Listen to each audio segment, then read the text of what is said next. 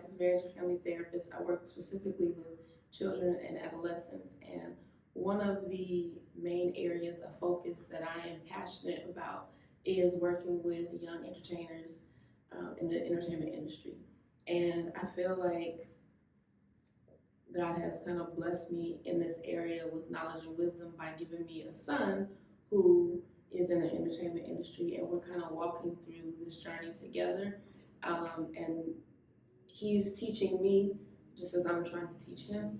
And so today we're going to talk with Jaden and ask him a few questions just about his mental health. I think a lot of times we focus so much on mental illness, we call it mental health, but really anxiety, depression, those things that we mentioned are considered mental illnesses. But I really want to focus on mental health and protective and prevention factors. So there are a lot of young people in the entertainment industry that we've been blessed to be around who I feel like are really healthy, mentally healthy, and they have a lot of good things going to support their mental health. And so we're going to just talk a little bit about it. Hi, my name is Jaden Carson Baker. I'm 12 years old. I am a entertainment actor, and I've been acting for about 3 years. All right. Well, so Jaden, you said you've been acting for 3 years. What type of acting do you do so that they know? Because there's theater acting, there's commercial acting, there's theatrical acting. Can you explain a little bit about what that means for you? I do a lot of TV and film. I like those kind of roles, but I do some commercials and stuff as well. Okay. So out of the commercials and TV and film, what's your favorite? My favorite would have to be TV and film, because there's some things I like about TV and films and I like about commercials. Like the commercials that I've done, I've had to go there, do the work. If I've had to stay, do commercials for 2 days, then I would go back home and do it, kind of, because they've been local commercials. But some where I have to travel and stay in hotels and stuff, I like those too. But I like to where you have to stay home and do the work. But TV and film, I like more work. Okay. For more longer days. Longer periods, yeah. Yeah. Okay. All right.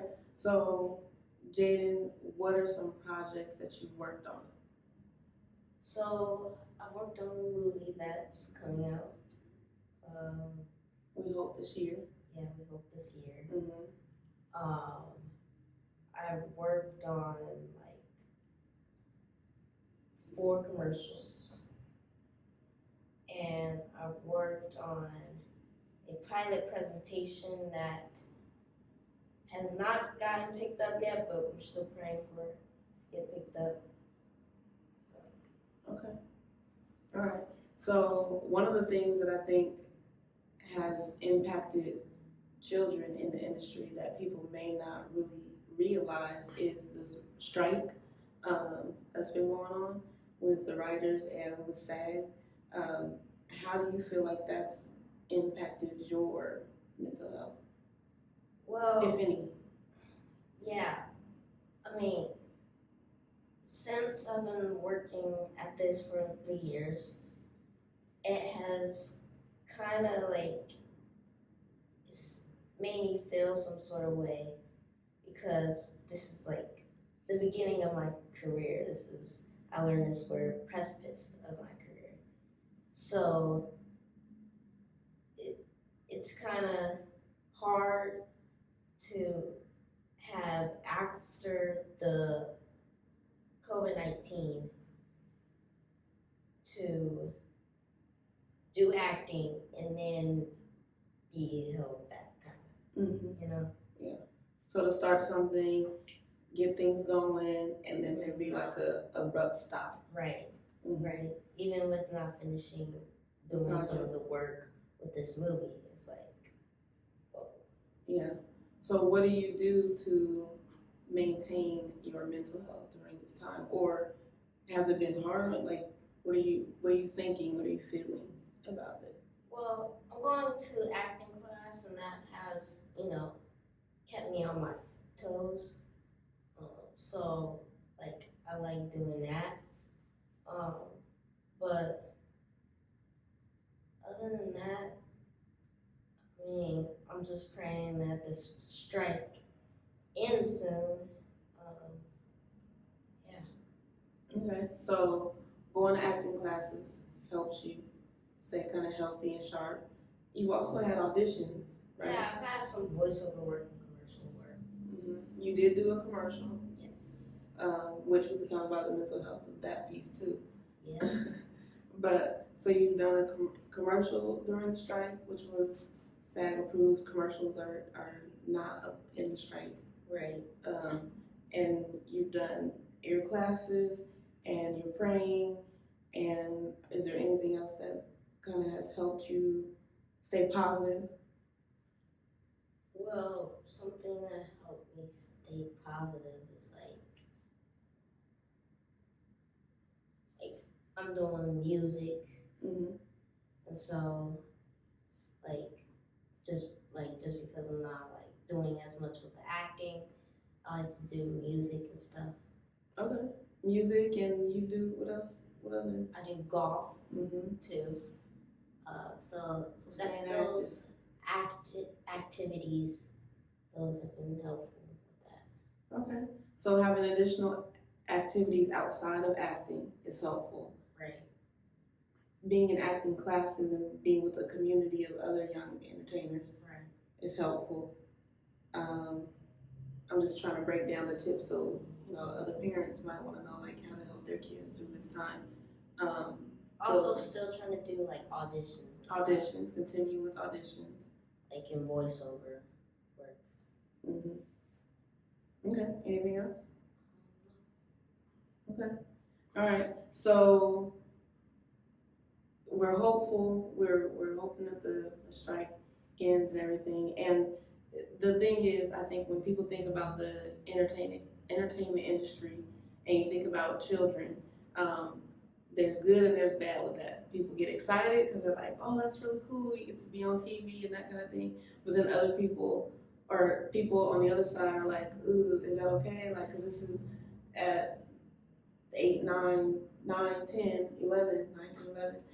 You're having to work. You're actually having to go to work and clock in and sign a time card, and those things, which can be hard for a young person on top of school and family and fun, and so you think about the fun part of acting, and yeah, you get to be on TV and those things, but then there's this like, okay, this kid has a job, and even for me as a mom, I think sometimes I worry, honestly, about your mental health, and wonder like, okay, is this worth it, God, for me to have my kid in different environments where, I mean, with acting, you've learned about a lot about life through acting. Right. Things that we hadn't necessarily taught you, but we ended up teaching you through scripts or through roles that you've taken on or through being on set with other kids or, lessons that you're learning that are good lessons to learn, but also like, okay, how is he mentally ready for these things? Right. The only time I've really had to really like experience that was when I was on set for the movie. Like I really had to balance the fact that I had to go to set, then I had to do some school, then I had to actually work, then I had to get home, do whatever family business and stuff. And then by that time, I would just be tired, Like, and I also want to hang out with my Coworkers. Yeah, I also want to hang out with them. So it's like a lot. Yeah, that, and then also like you think about the auditions that you get. Sometimes, all the time, they come in out of nowhere, and it's like you gotta do your auditions 1, 2, 3, whatever for the week. 4, you do your auditions, keep up with your schoolwork, keep up with your chores, so Right. there's also those I things. also remember like when we went to Austin for a commercial, the Harbor Freight commercial, that I had to do auditions and school while While we we're on didn't- the set. yeah, we didn't have to do school on set because it was a quick time period and we were doing a lot. But when I came home, I had to do school and there was a few auditions that came in, and we didn't even have like the right equipment and stuff. Oh yeah. That too. We had Flexibility. Flexibility. Flexibility is probably a big thing for your mental health. Like when it comes to being in the entertainment industry, like you have to really learn how to be flexible. Right. You're learning that through this industry. I think there's a lot of good lessons that you learn. I think in the entertainment industry. Yeah, I would agree. So flexibility, and then you talked about like being on set and then coming home and doing family stuff, right? Right. How important do you feel is family to your mental health and wellness and just overall success in what you're doing? Well, I love my family and I love hanging out with them. I would say sometimes friends get in the way of that, and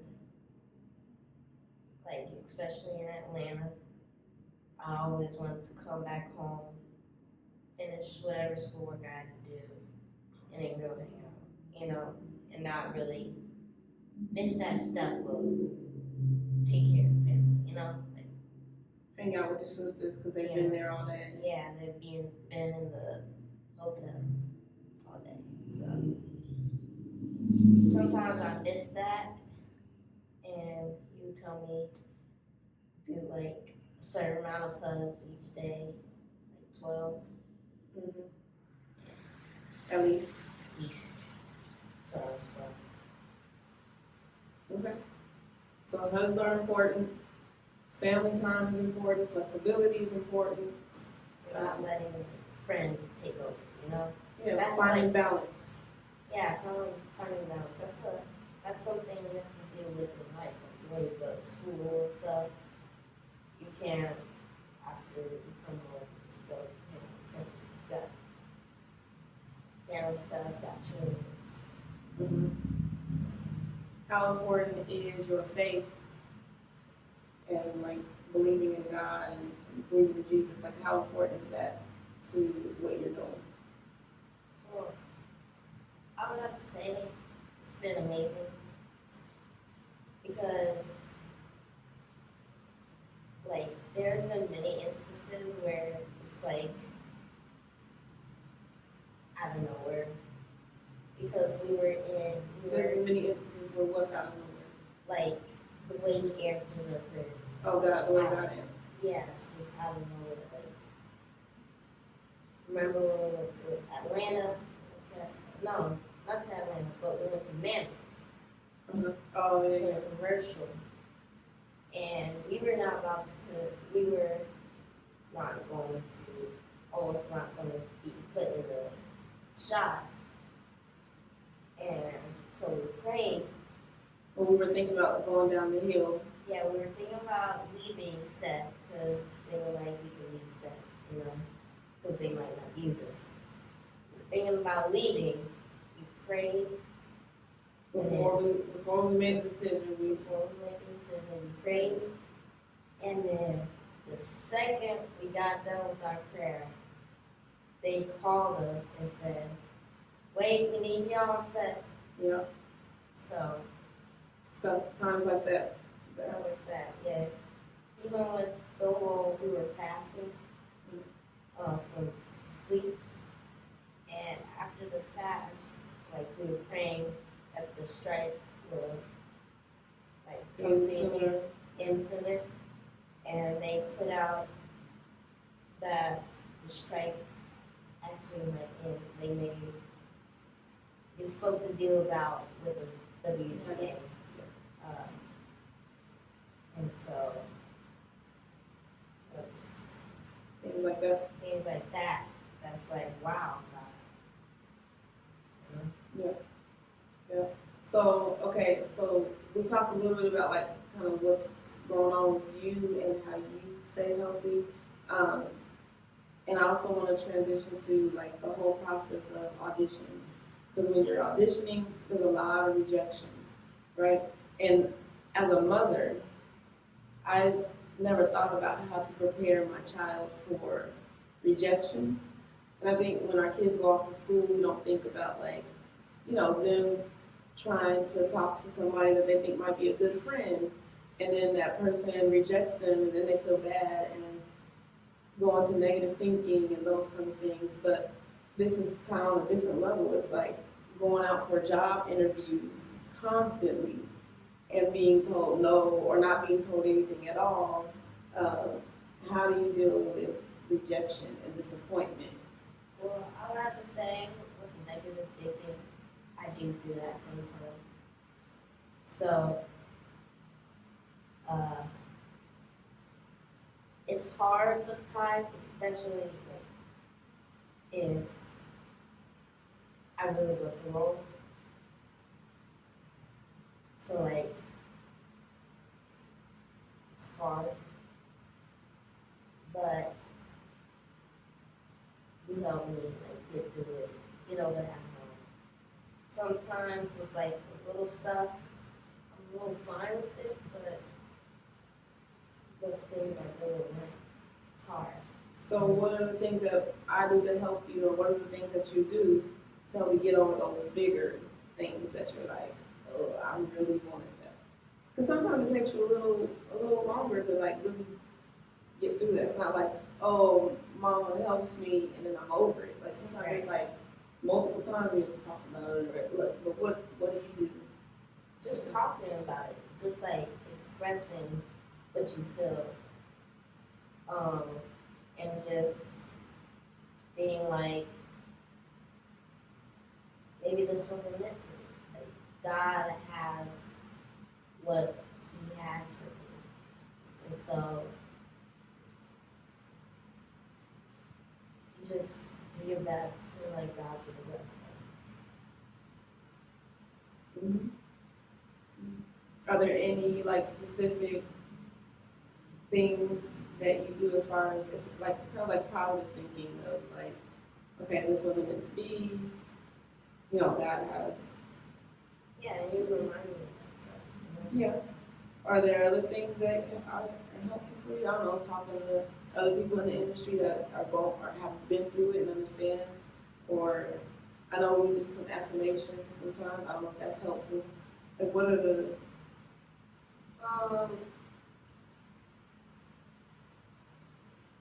Is there anything I would else? say like I don't really know, but because like every kid deals with different things. Yeah. So I haven't been through a lot of situations where it's hard like that. But when it is right for me, God says yes, You've been through a fair enough amount of like, I really wanted that. I thought that was mine, and even seeing it come out and being like, oh, that should have been me.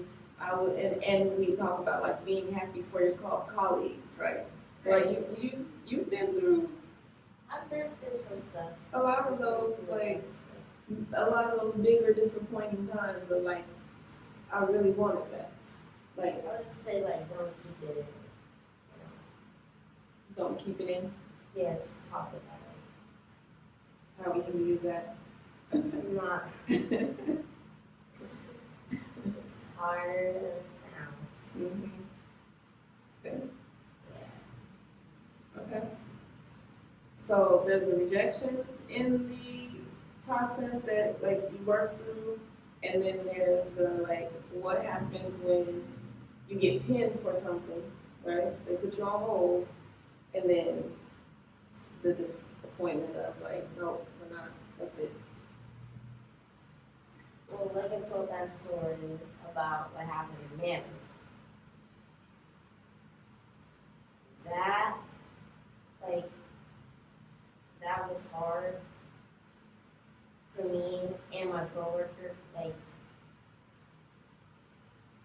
we came here expecting to be on the shop, and they kept holding us there, and then we were about to, Yes. get off. And then also the fact that they wanted us up there, and then we didn't get to do what we came to do first thing,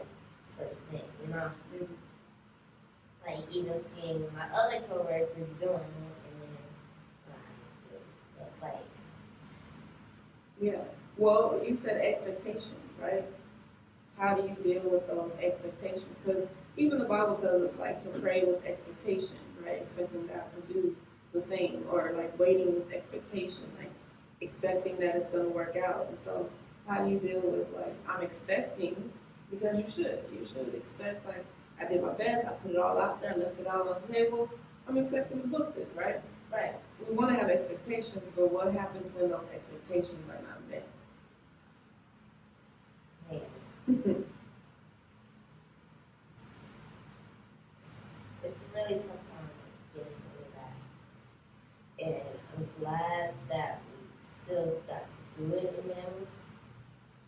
But I don't know what I would have done if we didn't like be able to get on the shot. Like we drove 5 hours. 5? I think 5. 5 hours up there. That was the most recent thing that you've done. That's when Right. you're referencing Mammoth a lot. That was a commercial shot. But even expectations outside of that, like I can think of, a Disney movie that you auditioned for and got pretty far along in the journey, and like the expectations of like this is it, and then I think I had a producer test. and then it was like what I was expecting to happen didn't happen. Right. So talking about it is helpful. Is there anything else that is helpful when you have those expectations and they're not met? Because even adults, like when we are expecting something, it's hard when those expectations are not met. Well, I know that whenever I do a role that I really want and I don't get it, you always tell me that there are more in store for me. Because, like, I know I keep saying this as if it's easy, but it's hard. It's hard. But I know I need to like get over this hump. Like I've even had expectations with this new movie and going to the red carpet and stuff. But then the strike happened. It was like Yeah. But just praying that God knows What he's doing up what there, He's doing. Yeah. or not just up there, but yeah. God knows what He's doing. It's expectation with flexibility. Right. Yeah. Gotta be flexible with it. Because ultimately, it's not up to you. Right. And I think that's the biggest thing is like being reminded, like, it's not your decision.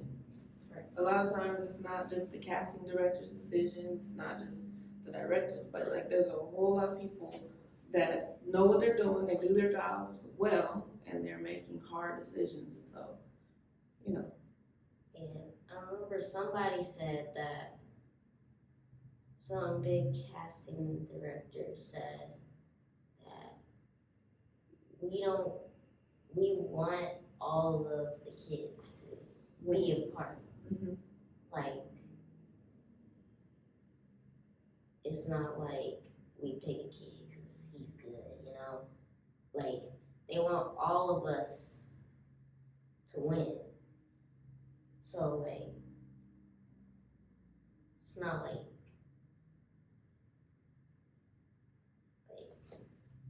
they're rooting for all you guys. So it's like they do their best to get you right. the role, and ultimately it's up to the person that's making the decision. Right. So I know that was a thing too before you used to get, and still a little bit, but I think you'll probably always be a little nervous, but you used to get really nervous with different casting directors. And even that, learning that the casting directors want us to win. Right. Does that help you when you go into auditions now? Yeah, that helps a little better because it gives me a little bit more confidence with how I enter into them and stuff. So, like, it's not stressful.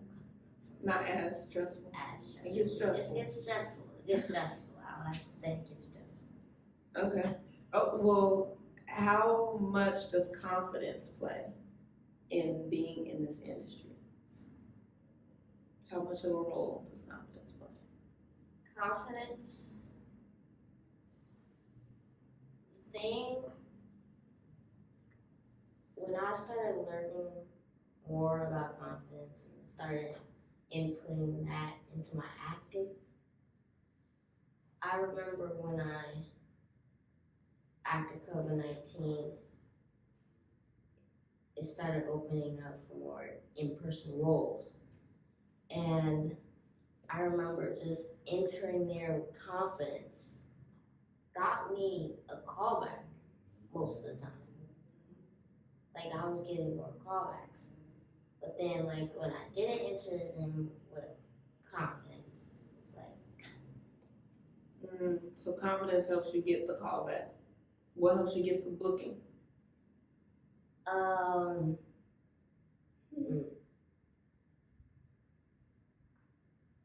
I don't know. I don't know. It's up to them, really. It's up to God ultimately. So like I don't know what gets you the booking. Okay. But all right, so being confident, how does that play into knowing who you are and your identity in the industry? And I mean, even thinking about the conversation that you had with Mr. Bobby about like, hey, I don't feel like this is me. Like I wouldn't say these things. right. You know, how does knowing who you are, how important is that to your mental health and well-being and being able to, you know, be who you are within the character? Well,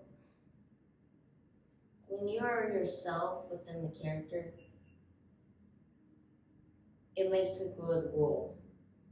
It makes a good performance. So if you're acting like someone you're not, then it wouldn't seem real. Mm-hmm. So like even like you said, telling the director like, hey, I wouldn't say these things. I made the role more me because of that. For you speaking up. Right. Mm-hmm. And not all directors might receive that way, right? Mr. Bobby's pretty nice, right? But let's say you spoke up and the director was like, I still need you to say it this way. How do you handle that? Because you still need to make it believable. Right. What's something that you always tell me, like, because I'm the one that's usually like, I don't want you saying it, I don't want you doing that. And what do you say? I just say, I know I can't say these things, or right. I know this is not what I usually would do. I'm doing my job. Right. Like I said, the first like bad language that I would use, I would want that to be in a movie. To be for good reason.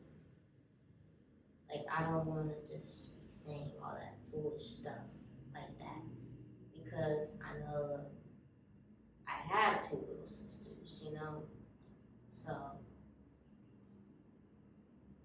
I won't be able to do that kind of stuff. Mm-hmm. And you might have some people that feel like if you wouldn't say it off script or off out of the scene, why would you be okay with saying it on script or in the scene? You know, like what you just said, it makes sense to me now, but at first I was kind of like, we don't want to conform and say things that you're not supposed to say or that you don't feel comfortable saying. Like, why would you take a script and do that? You know, and I think what I'm learning as a parent in this industry and just teaching you and learning from you is that like we have to take it project by project. We have to pray about it. We have to learn more about what the meaning behind things are, like what's the why. You know, we have to speak up if we need to, and if they come back and they're like, no, we want it this way, like we need to have those conversations. So I used to be very cut, like, no, you can't do this, no, you can't do that. And now we kind of talk through, like, Jaden, this role is this, like, how do you feel about that? Well, you just gotta stay true to who you are. Like you say, be in this industry, not of this industry. Like you gotta just